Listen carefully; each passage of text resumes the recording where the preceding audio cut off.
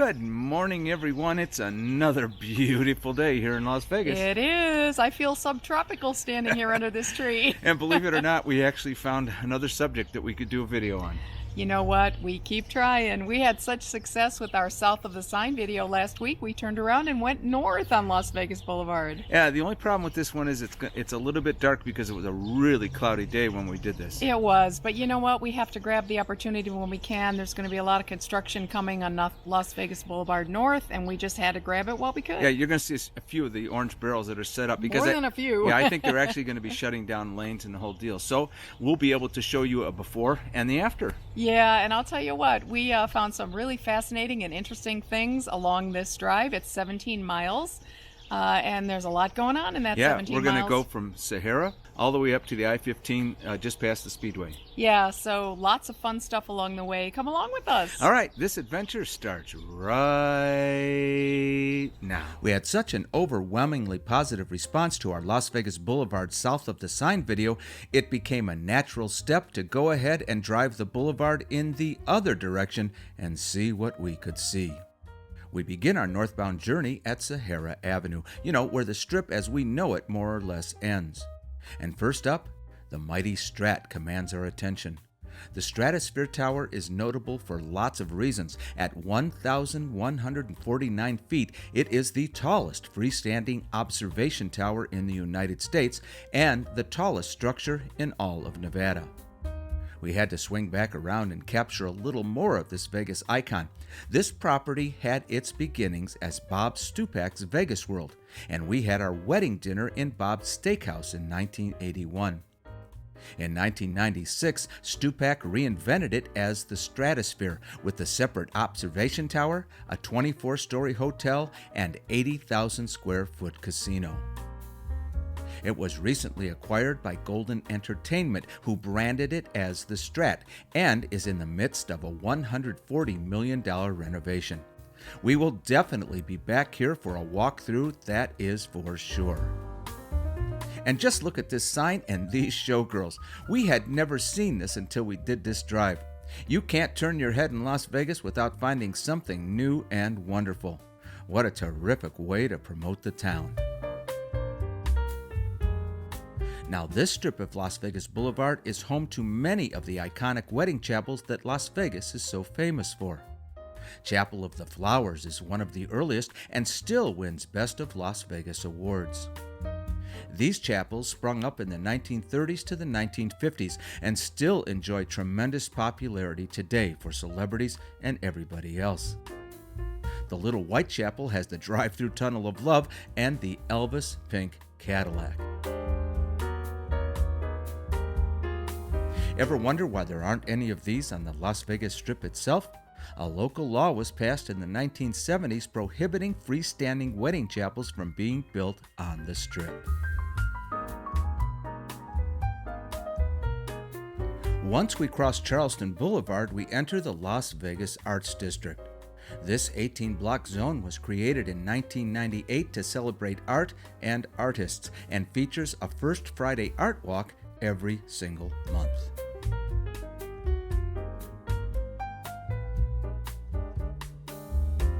Just beyond Gas Avenue on our right is the famous home of the Pawn Stars reality TV show.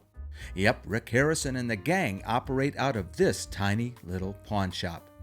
Pawn Stars was the highest rated show on the History Channel, and at the height of its popularity, we actually got to visit the shop. And let me tell you, there were lines out the door to get inside. But it was well worth the wait when we spotted Chumley working behind the counter. Here are a couple more wedding chapels tucked in among the businesses. At Graceland, you can have an Elvis-themed wedding, while Mon Bel-Ami offers beauty and elegance. You will notice as we travel north on the boulevard, there are a lot of federal, state, and local courthouses. This right here is the Federal Courthouse of Las Vegas.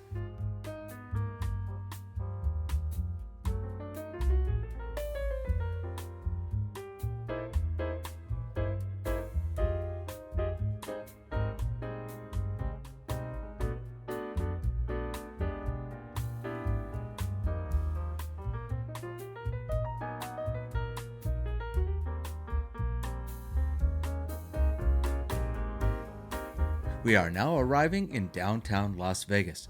And when we cross Fremont Street and the Fremont Experience on our left and the whimsical container park on our right, the name of the road actually changes.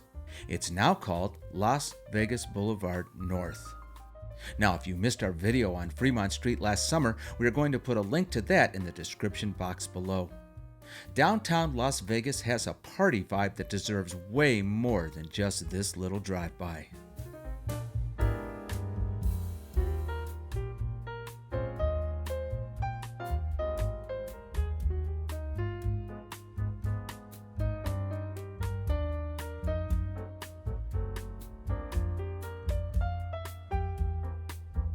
At this busy intersection, you can hop on the highway and head off to other destinations in Nevada.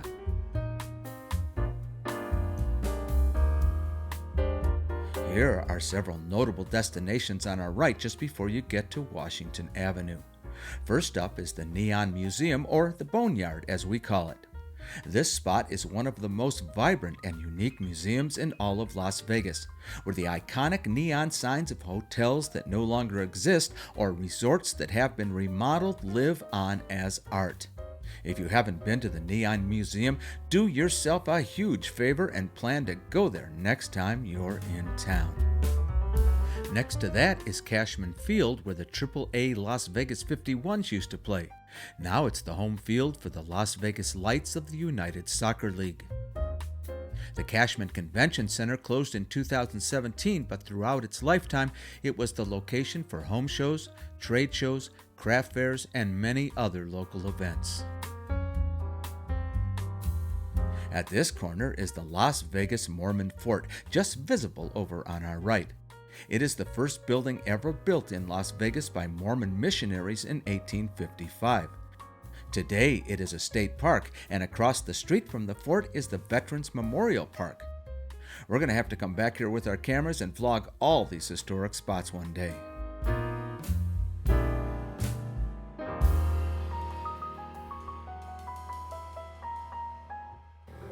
Okay, we're getting close to the area that used to be my old stomping grounds when I first moved here. It was really great living here. Every morning you'd hear the jets from Nellis take off for their training maneuvers, and it just made me feel so patriotic and so proud to be an American. Here, where the road veers off to the right, it becomes Nevada Highway 604 on the maps, but still Las Vegas Boulevard North. And over here on our left is Jerry's Nugget, a local casino in North Las Vegas that has been here since 1964. It was founded by two Jerrys, Jerry Lodge and Jerry Stamos, and as of now has a 95,000 square foot casino, sportsbook, Keno Lounge, and more. It's still owned and operated by the Stamos family.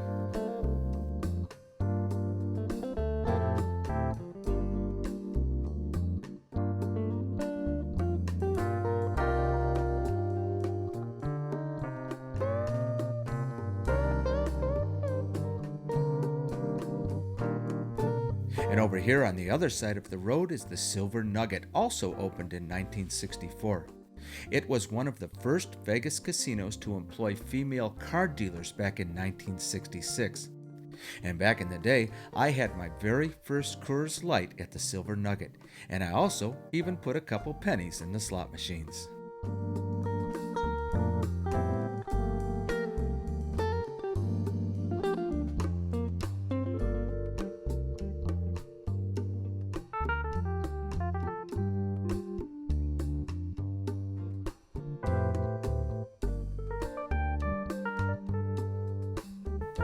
On our left is the Poker Palace, established in 1974 as a locals casino with just one bar, one blackjack table, and 8 slots. Nowadays, it's 25,000 square feet of gaming, but still very rustic and very friendly.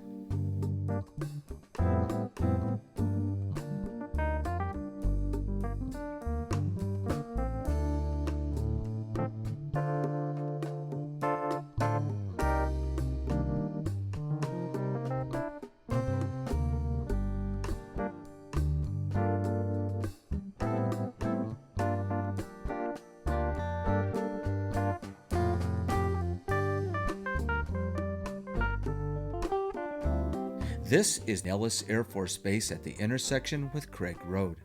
Back in the 1930s, the airfield was used by the Army Air Corps for training, and it was known as McCarran Field. It was activated as the Las Vegas Army Field during World War II in December 1941 and became Nellis Air Force Base in 1950. Nellis is home to more squadrons than any other U.S. Air Force base and holds air combat exercises here all the time. In 2007, Paula and I had the great honor of attending a dinner at the Thunderbirds Officers Club.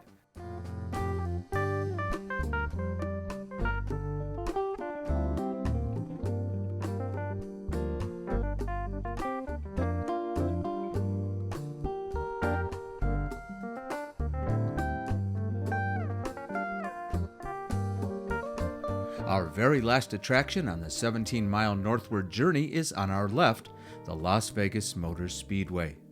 The Speedway sits on 1,200 acres and opened in 1996 at a cost of $72 million. 10 years later, in 2006, the track was reconfigured and opened to stock cars, and it's the beloved home of NASCAR here in Las Vegas. And in 2011, the Speedway became host to the largest rave festival in North America, the Electric Daisy Carnival. This draws well over 250,000 people in May every single year. Our journey ends at the interstate. If you swing on to I-15 north, you head toward Salt Lake City and eventually Canada. If you head south, as we're going to do, you will be back in Las Vegas in minutes. But Highway 604 does continue further north to Apex, which is an industrial complex out in the desert. All right, Paula, I'm going to say it. Go ahead. What'd you think of that one? He set me up. I can go in now. Listen, you guys, truthfully, there is so much along that drive that we have not yet seen for all the years we've lived here.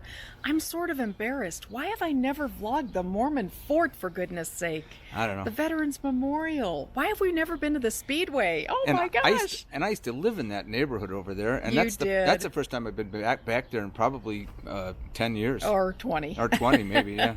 Truthfully, I am really happy we can at least say we've been to Nellis many times. We've been to Aviation Nation, and of course we had that wonderful dinner at the Thunderbirds Officers Club as well. All right, so we did get another video in. I can't believe it. We sure did. So if you're not subscribed, please subscribe, and don't forget to hit that notification button and follow us on social media. Yes, definitely. Thank you all for your support, and we just love that you're watching all of our content. Thank you so much. Hope you had a good time. We'll see you next time. Bye-bye, everybody. Bye, everybody. All right, everybody, we promised you a surprise, so we're not going to let you go just yet. The day we filmed the Las Vegas Boulevard North that you just watched, we also decided to drive down the Strip as well. I guess you could say it sort of beckoned to us. We had not been on that section of the boulevard since our nighttime drive video on March 19th, right after everything closed. So it's been a month and a half. Let's go see what's different.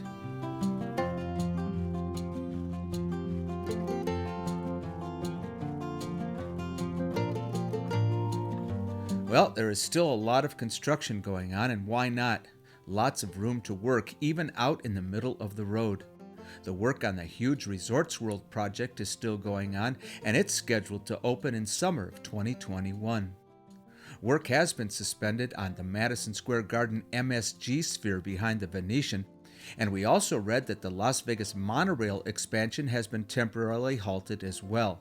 The monorail stop at the Sphere, and also the new line to Mandalay Bay. But the work on the fabulous Allegiant Stadium is still happening, and from what we've been told, it will be ready to go later this summer in July.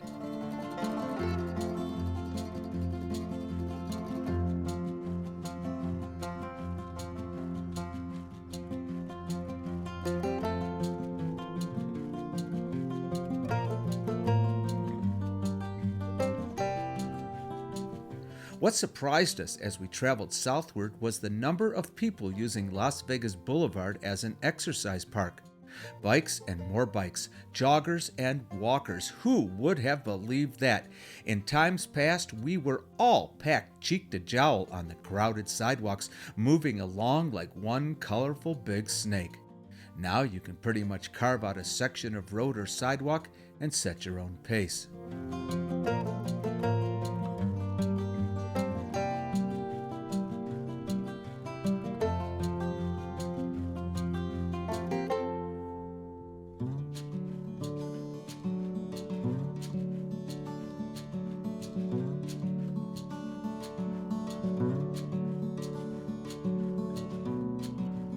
I'll tell you, it's really a mixed bag to drive down Las Vegas Boulevard when it's like this.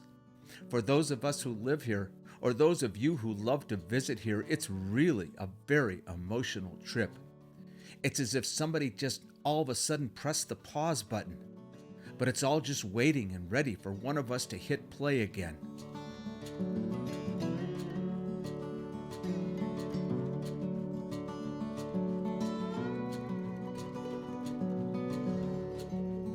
These beautiful, extravagant, over-the-top resorts and attractions have just as much allure as they ever did, and they shine just as brightly.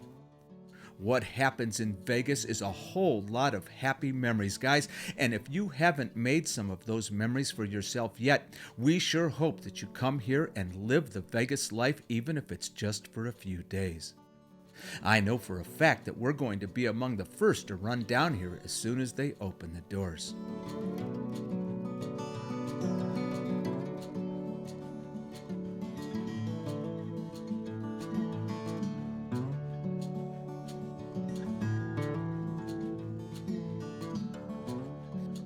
Our impression of this drive is one of lots of life. It's not dark, it's not lonely, and the local residents aren't avoiding it. We are driving it and riding on it, soaking up the view, reminding ourselves of the magic till it all comes back. And it will come back. And when it does, we will be here to welcome you one and all. So until then, stay safe, stay positive, and we'll see you all again real soon.